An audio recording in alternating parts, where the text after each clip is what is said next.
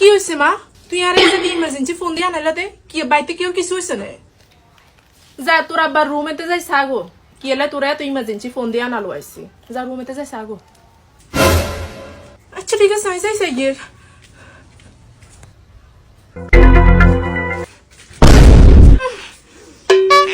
কি হয়েছে আব্বা? বিছনার এই অবস্থা কা? তুই তো বিছনাকে কত দিন পরে রেখছো, কি কেউ পরিষ্কার করে দে না? না জি, কেউ পরিষ্কার করি দে না। আম্মু বুঝি তোমার বিছনাকে পরিষ্কার করে দে না, মানুষের ইচ্ছা কেন হয় কি জানি। আচ্ছা আই পরিষ্কার করে দিমু আইসি যতে কইতে বা কি তোমার কোনো কিছু হরা নেই, খুঁজে নেই, কিছু খাইবা নে? শুন সাজি, আর কতুরি জাল জাল করে গুরু গোস্ত রান্ধি দেছা। আজ যাব ওরা দিন ধরে গুরু গোস্ত খাই পেলে মনে কর। আচ্ছা ঠিক আছে আই যাই আমারে কইতাম, তুমি বইও আমি আই। আম্মা কি ব্যাপার তোমার? তুই আব্বার ইচ্ছা গুমুতে তাহলে রেখছ, ইকিনি তুই এখন পরিষ্কার করে দাও না। কি তোমার ইকিনিও বুঝি মায়া হয় না আব্বার লাই? তোর আব্বারে যাই কইবি না ইয়ার বোনের ঘরে ফোন করে নাই গুমুতে কেমন একদম পরিষ্কার করালো হয়তো কই বিছনাতে তো হচ্ছে তো দাই বড়া বছর ভাই বোনেরা জোয়াই হুকাই চায় না বেগন তো আইনে বান্দির মতো করন লাগে। যা তোর আব্বারে কগো বোনের ঘরে ফোন করে নাই এখানে একদম পরিষ্কার করালো হয়তো আহের তানো কোনো কিছু করতাম। আচ্ছা আম্মা যাও আবার হইছে বাউরে, মানুষের বয়সকালে দোষ থাকে।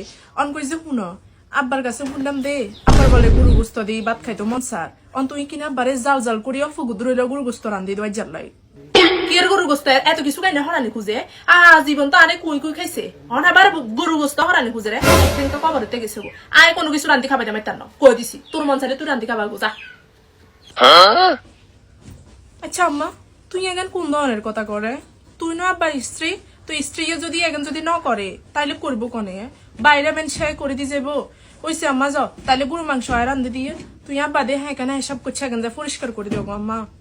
তোর মন চাইলে তুই রান্ধি দেবো যা। হাতে যে সময় জোয়ান আসিল সে সময় হাতে আর তুষের আগুনের মতো জ্বালাইছে হাতে একেবারে পানি তো চুন গেছলে মতো লগে লগে হাতে হাতের বোনের ঘরে ফোন করে আনাইতো নাই এগুনের আতানে জানো তা ব্যবহার করালো আইতো।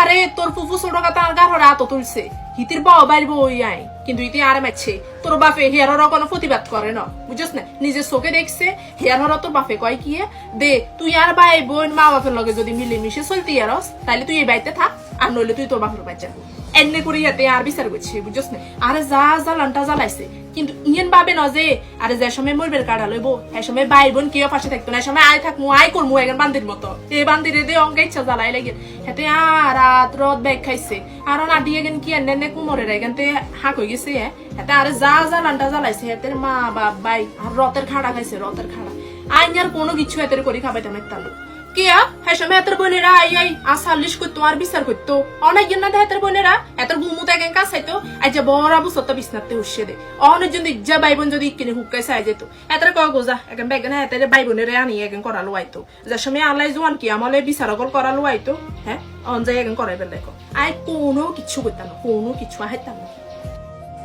বুঝি আম্মা আব্বা তোমার উপর বড় অত্যাচার করছে এখন আর নিজের চোখেই দেখছি বাউরে পুরুষ মানুষ তো ইয়ান বুঝে না যে সময় বৃদ্ধ হয়ে যায় হ্যাঁ সময় মাফে বা ভাই বোন কেউ আই হুকাই চায় না সময় শেষ বয়সে কিন্তু নিজের বউয়ে থাকে কত হয়েছে পুরুষ মানুষ ইয়ান কোনোদিনও বোঝার চেষ্টা করে না বুঝনে অন যাইব ফুফুরা তো আব্বা অসুস্থ হয়েছে তলক বিছনাতে হচ্ছে তলক কোনোদিনও অনেকজন তো আই আর আব্বারে চাই যায় না হয়েছে থাকে কেন আন্ডা জীবন মনে থাকবো অনাব্বা যা করছে করছে বাউরে হায়াত মতের মানুষের কোনো স্টেশন না আম্মা যা হয়েছে হয়েছে মাফ করি দো তুই আব্বারে।